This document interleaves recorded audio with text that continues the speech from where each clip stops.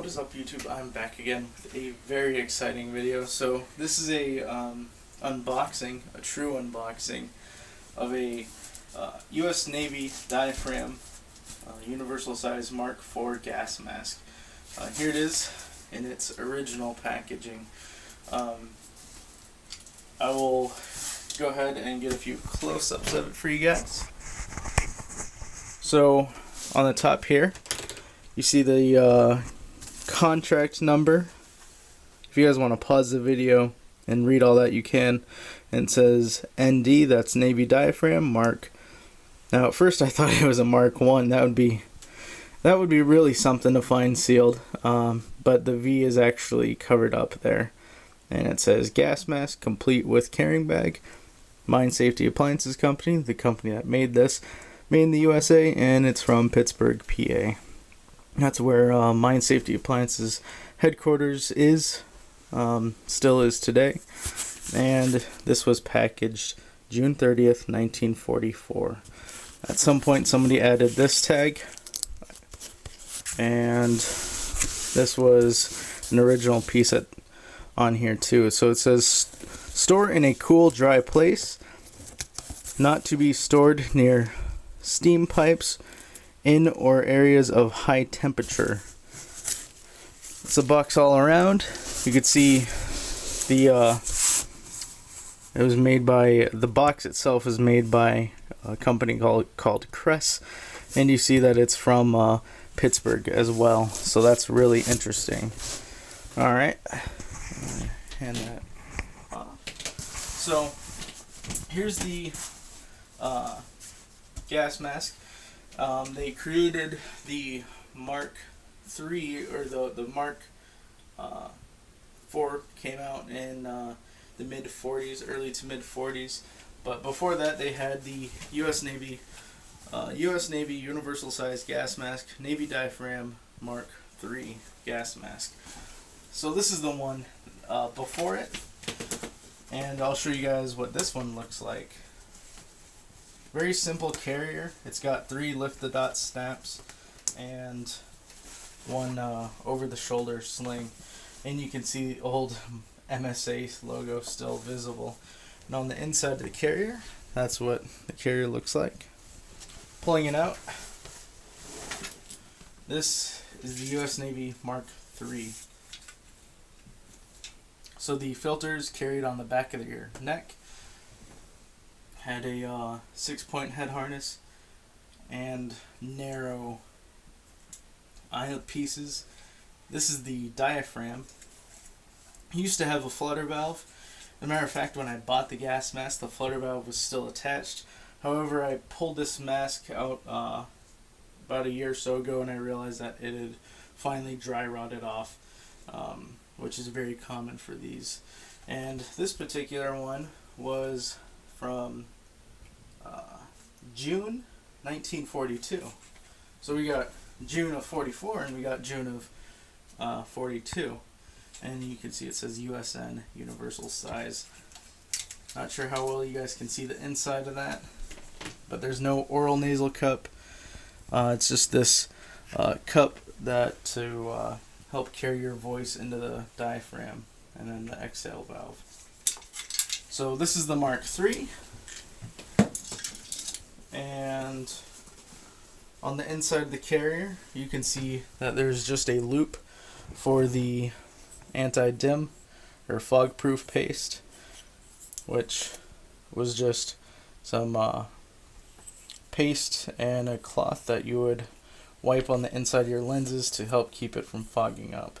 This is its original one, and you can also see its flutter valve or exhale valve. So that's the Mark III. It got replaced by the Mark IV. Well, not necessarily replaced. These both the Mark III and the Mark IV did see service together. As a matter of fact, up until the 50s, which is interesting, or late 50s, early 60s, which is interesting because the Mark V was standardized in 1953, which was significantly better than both of these. So it makes you wonder why the Navy would even keep these around at that point. So without further ado, let's get to the unboxing. So I've actually been really excited for this. Is one of those items on my want list for quite some time now, and I guess I never thought that. I guess I thought that there'd be not a better time to get one than right now. I'm trying to cut carefully here so I can at least preserve the tag a little bit, but it's not too big of a deal. If I can.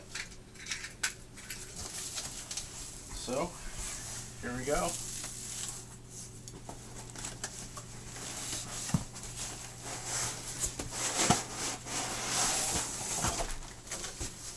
Nothing else in the box, so we'll just set that aside. And here is its carrier. You'll notice that this one is a khaki color, and this one is a more of a bluish gray color. At least that's how it appears in person. I'm not sure how it looks in the camera, but I'm sure that there's probably a significant difference.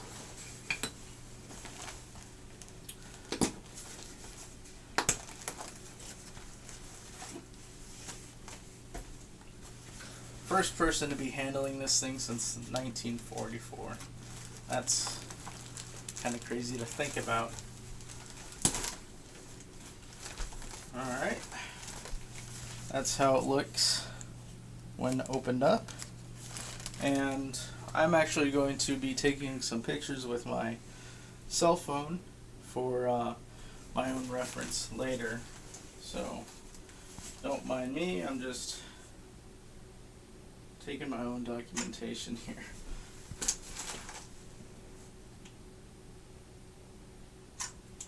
So I'm not too worried about opening this thing. That's how common these things were. You can still, well, obviously you can still find them sealed in their original package. So here's the inside of the carrier. You do have a small divider now, as with that one you just had the loop. Now there is a divider. From what I understand, a personal anti-gas cape was supposed to be carried in that slot there. And you see that you still have the anti-dimming cloth, which, let's see if we can't get that out. Light safety appliances, just like the other one. Wow, looks exactly the same. So, here's the gas mask. Now they had it in this plastic wrap. This is a celluphone, or yeah, I think it's pronounced celluphone. Plastic. Celluphate? Yeah, okay. And let's go ahead and open her up.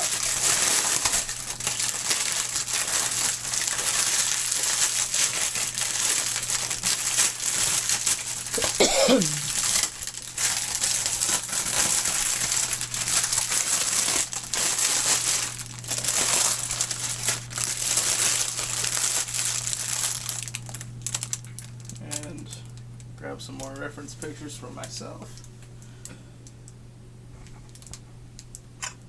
First person to be handling this thing, like I said, since 1944. Alright, I'm going to go ahead and get this out of the way. And we could see that they have cloth covers over the eyelets, or eyepieces, eye lenses, and they have a nice cardboard protector for the, my phone just took a random picture, that's weird. Took a piece of cardboard to protect the flutter valve. So, see, now if you ever come across one of these Mark 3s or Mark 4s and it has this tape over it, you'll know that that filter has never been used. I actually bought a supposed to be sealed filter. I found one of these things online and it came opened. I think it was one of their last ones, and it did not have the tape. So anytime you see the tape, that means that it came originally from that gas mask and it wasn't replaced. So it has a thick cardboard face former. Try and pull that out.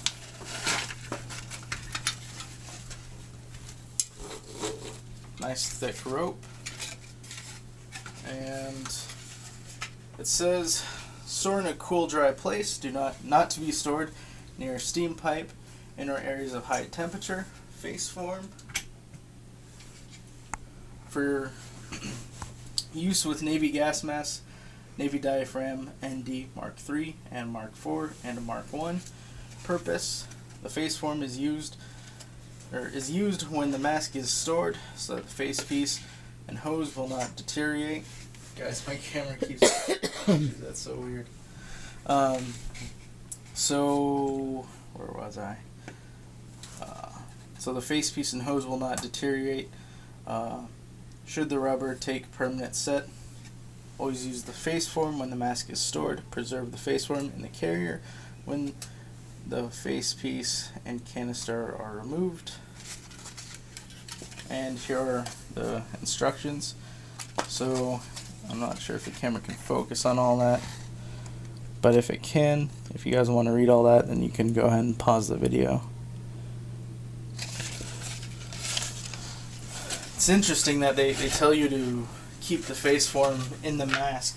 You would think if you need to put it on in a hurry that that would tamper with your, I guess, masking time. And we'll pull these off here. Beautiful eye lenses. And you'll notice that the biggest difference between the Mark III, pretty much the only difference between the Mark III and the Mark IV, is that the Mark IV had significantly larger eye lenses rather than a curved like the Mark III's. Let's pull this piece off here. Wow. Still soft. Huh. And the rubber, the face piece itself is still relatively soft. I've seen people open these things up and it's dry rotted already. So we'll connect that there, and there's the canister. It's the B2 canister. And basically you would just drape it over your face. Now I'm not going to do a show test of how you guys, or how this would look while on a person. Well, actually maybe I will. I'll just try and adjust these straps here. So the reason why I got this gas mask, well, I used to own a Mark IV, but it was in very, very poor shape. No longer had the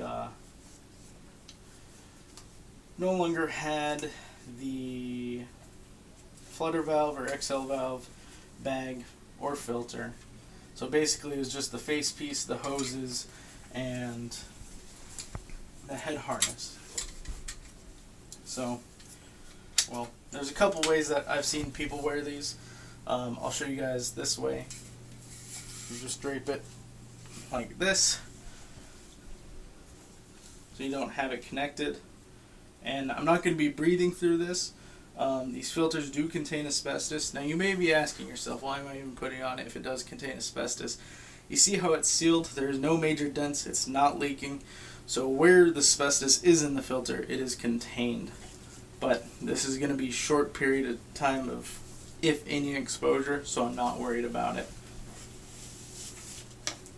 So this is how it would look.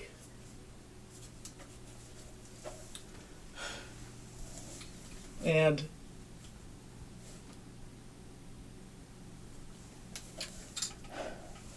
you can hear that the voice diaphragm is very clear, which is pretty amazing for a gas mask that old. I mean, even for back then standards. So anyways, guys, I am super thrilled to finally have one of these things in my collection. This is the US Navy diaphragm Mark IV universal size unboxing. That is going to wrap up this video. I hope you guys enjoyed it. If you guys have any questions, go ahead and let me know. And as always, have a nice day.